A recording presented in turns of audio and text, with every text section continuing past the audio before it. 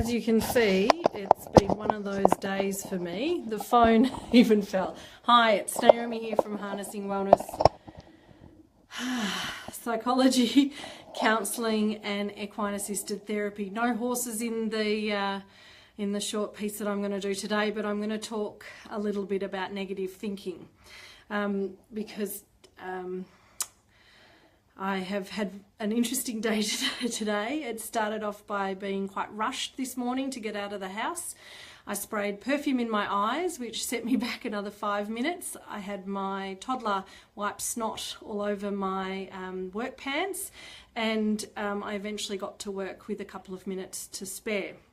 Having said all of that, my negative thinking, I guess, was in terms of using a few choice words to get my day started. So I thought I'd do a short piece or vlog on negative thinking and some things that sometimes we can use to try and shift that.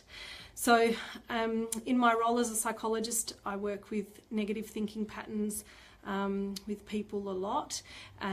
Negative thinking can be quite devastating and detrimental to people's mental health, and also, I guess, my own. I have to make sure that I use a lot of self-care strategies to make sure that I can work with my own negative thoughts when they pop into my head. And what I find fascinating about thinking is that we can actually challenge some of our thinking patterns when we need to. So the first step usually is to identify negative thoughts, and negative thinking can be also used, like visually.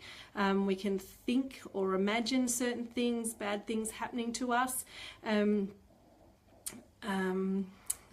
So sometimes we can feel really physically tired and mentally exhausted and stressed and anxious, and the negative thought patterns can pop into our head.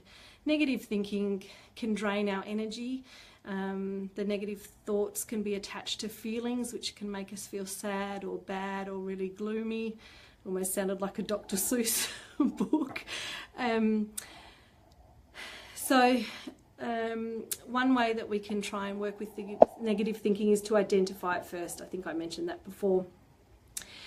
Also to objectify our thoughts, like I'm having a thought about being negative, I'm having a thought about spraying perfume in my eye, how ridiculous, that's a negative thinking pattern that I've had.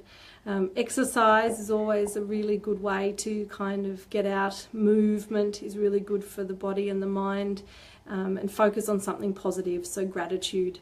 What can I be thankful for? I had a really nice chai at lunchtime today.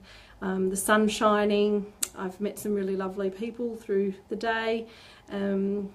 So there's some of the things that I'm grateful for. And I'm also grateful it's Friday, which means that I have Saturday off tomorrow.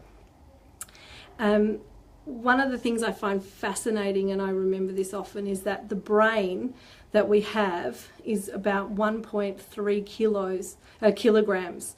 And we have up to between 40,000 to 60,000 thoughts a day. And out of those, a few thoughts can be negative, and those seem to be the thoughts that drag us down. So when we can identify, challenge, and put in place some strategies that may be helpful for us, hopefully we can also find some gratitude in our day and make ourselves feel a little bit better. Obviously, I'm just sharing this information. It's not, there's a lot of different ways to work with negative thinking, and if you have any questions or what have you, psychologists are well versed in working with negative thoughts. So yeah, I hope you have a good weekend, and I'll touch base another time. Bye.